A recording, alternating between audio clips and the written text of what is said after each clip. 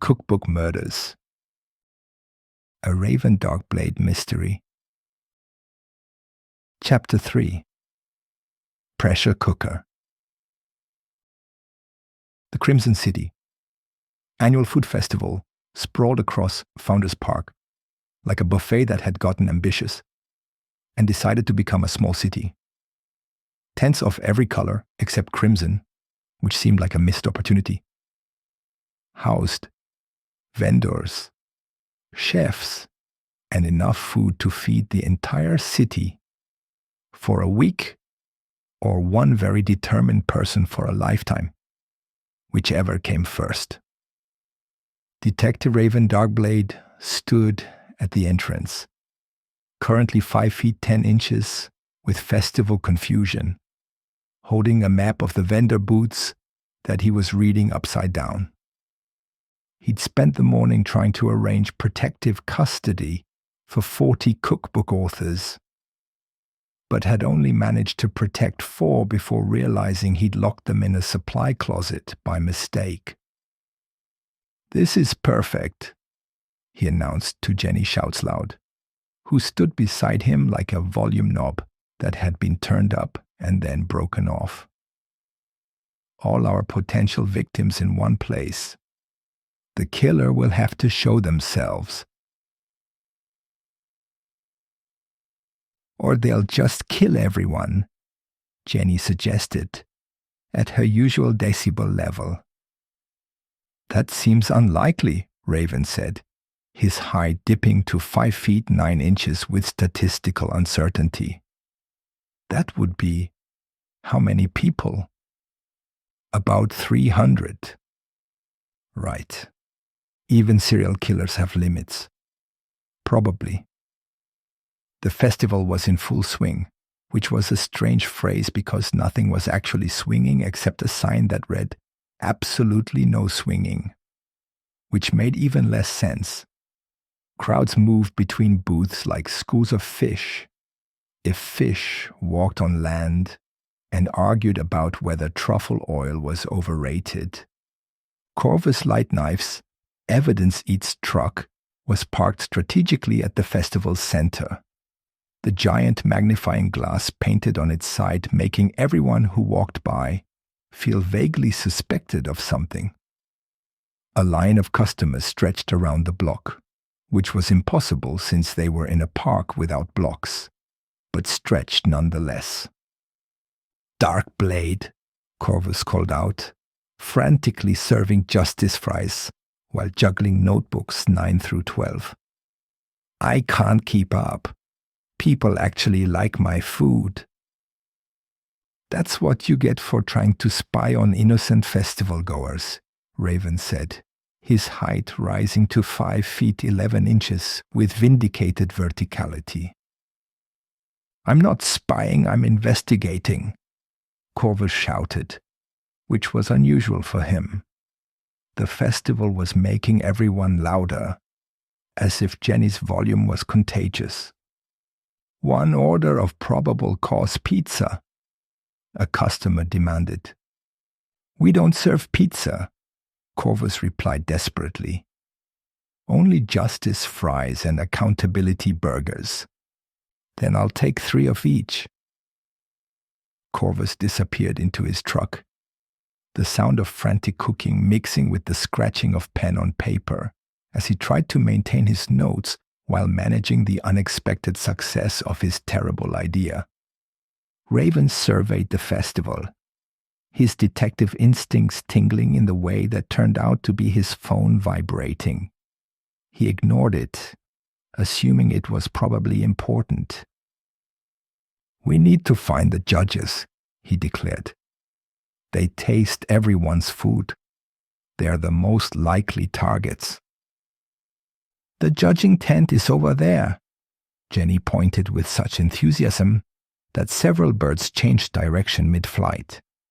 The judging tent was white with gold trim or gold with white trim, depending on your perspective and whether you understood how trim worked. Inside, 3 judges sat at a long table covered in numbered plates, each containing food that looked too pretty to eat, but was going to be eaten anyway. Judge Judy Julienne sat in the center, her presence commanding in the way that small people become commanding by sheer force of personality. She was rating a plate of something that might have been fusion cuisine or might have been a mistake. "This," she announced, holding up her scoring card, "is what happens when ambition exceeds ability. 6 out of 10, and that's generous." "Harsh," said Judge Jeremy Jams, who specialized in preserves and propaganda. "Honest," Judy corrected. "If these chefs can't handle criticism, they shouldn't enter competitions." "Speaking of competitions," Raven interrupted, his height achieving 6 feet 0 inches with investigative interruption. "Have any of you received threats?" "Daily," Judy said without looking up. "It comes with the territory. Last week, someone threatened to assault me with an undercooked soufflé." "Who threatened you?" Raven pulled out his notepad, which was actually a festival napkin with a map of the booths on one side. "Oh, the usual suspects.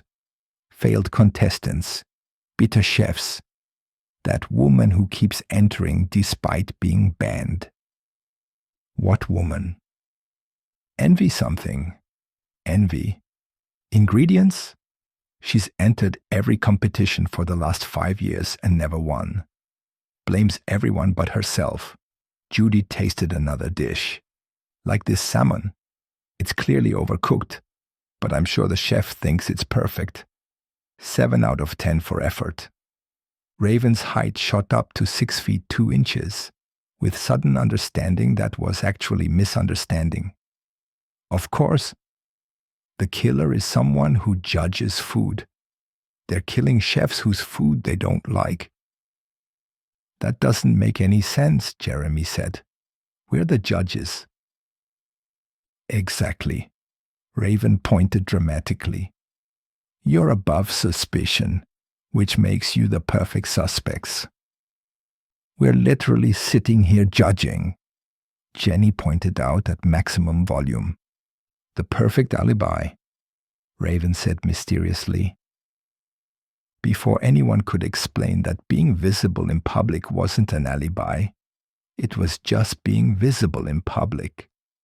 A scream echoed from the cooking demonstration area. They ran toward the sound. Or rather, everyone else ran, while Raven walked quickly in what he thought was a dramatic fashion, but looked more like he'd forgotten how joints worked.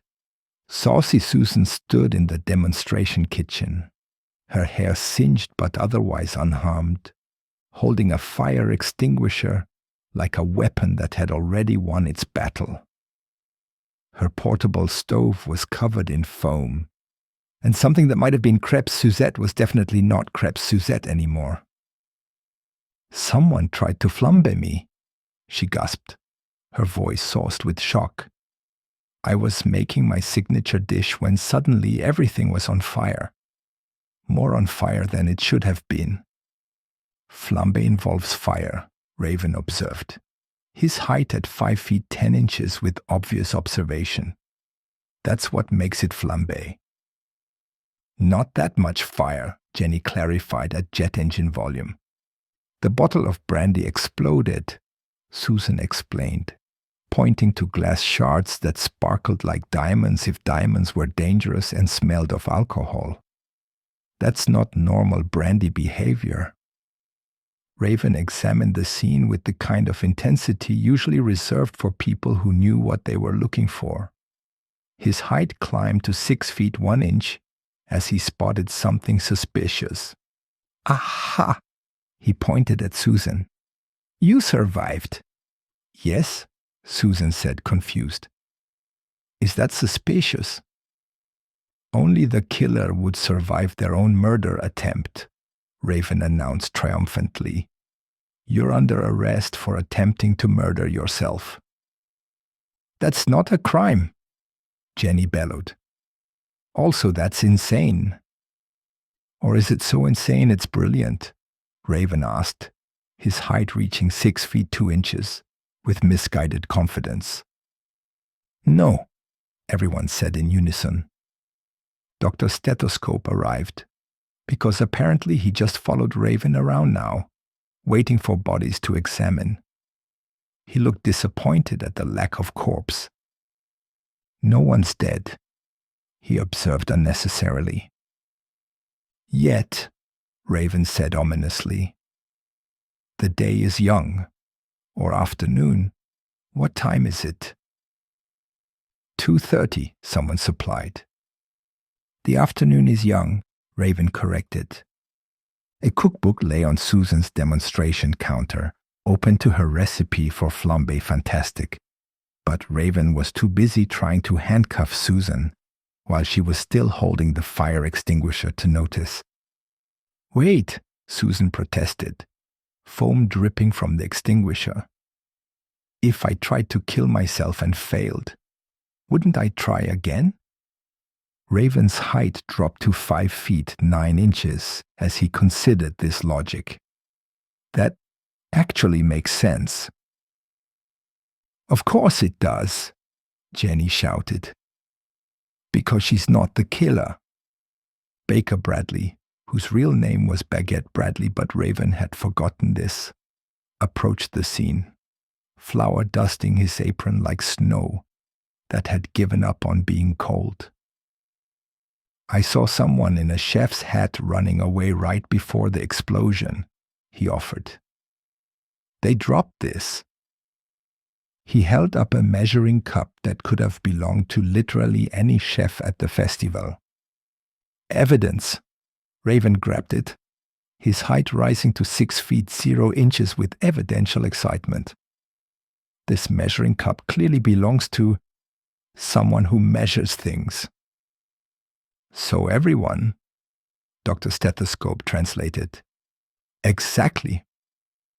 The killer wants us to suspect everyone.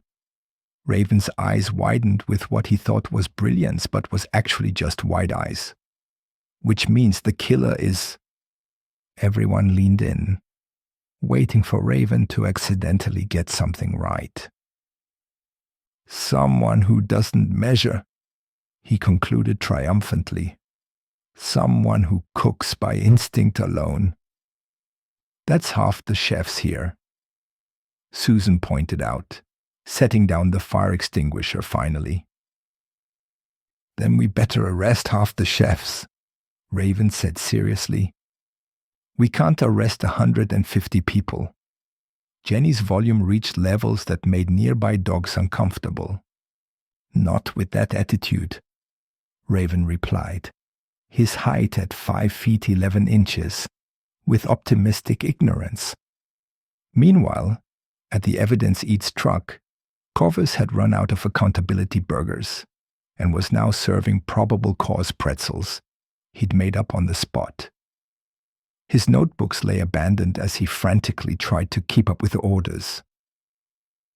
This is Darkblade's fault somehow, he muttered, not noticing that one of his customers was wearing a chef's hat and had ordered exactly 14 ounces of Justice fries. Not 13, not 15, but exactly 14. Back at the judging tent, Judy Julienne was preparing for the dessert round, unaware that she was about to become the most precisely sliced victim in Crimson City's history. She picked up her scoring card, ready to judge desserts with the kind of harsh honesty that made chefs cry, and killers apparently murderous. Next up, she announced, the Death-Defying Dessert competition. The name had been chosen weeks ago, before the murders started. Now it seemed less like marketing and more like prophecy, the kind that comes true in exactly the wrong way. Should we change the name? Jeremy asked nervously. Absolutely not, Judy declared. We don't negotiate with murderers, or with bad branding. Raven, meanwhile, had discovered something crucial, not about the case, but about the festival. "They have 3 samples," he announced to Jenny, his height rising to 6 feet 1 inch with gastronomic joy. "Darkblade, we're investigating murders." "We can investigate and eat," Raven said, already heading toward a booth offering something called suspicious sausages, which was either very unfortunate naming or very honest advertising. As the afternoon wore on like a sock with a hole in it, functional but increasingly uncomfortable, the festival continued. Chefs cooked, judges judged, and somewhere among them, a killer prepared their next course. The security cameras positioned around the festival recorded everything clearly, including someone in a chef's hat near Susan's demonstration kitchen at the crucial moment. But Raven was too busy arresting a street mime for suspicious silence to check the footage. "Mimes don't talk," the mime didn't say, because mimes don't talk. "Exactly what a guilty person would not say," Raven replied, his height at 6 feet 2 inches with mime-related mania. The sun began its descent over Crimson City, painting the festival in shades of gold and orange, and definitely not crimson, because nothing in Crimson City was ever actually crimson when you looked closely. As the shadow grew longer and the crowds grew hungrier, Judge Judy Julienne stood up from the judging table, not knowing she had just tasted her last dish, a soufflé that had received only 6 out of 10, which seemed like an inappropriately low note to end on. "I'll be right back," she told the other judges. "I need to recalibrate my palate." She walked toward the preparation area, where knives waited in neat rows like soldiers if soldiers were sharp and used for julienning, which coincidentally was both her name and what was about to happen to her. Raven, currently 5 feet 10 inches with sample satiation, had just released the mime and was looking for his next wrong suspect. He'd accused 17 people so far, including one who wasn't even at the festival, but had seemed suspicious from a distance. The cookbook Judy had authored, Judging You, A Critical Guide to Cuisine, lay in her bag, a bookmark on the page describing the perfect julienne cut, uniform, precise, and about 2 millimeters thick. But Raven wouldn't find that until chapter 4, and by then it would be too late for Judy, though just in time for his accidental solve. The festival continued, oblivious to the fact that its most critical judge was about to become its most precise victim.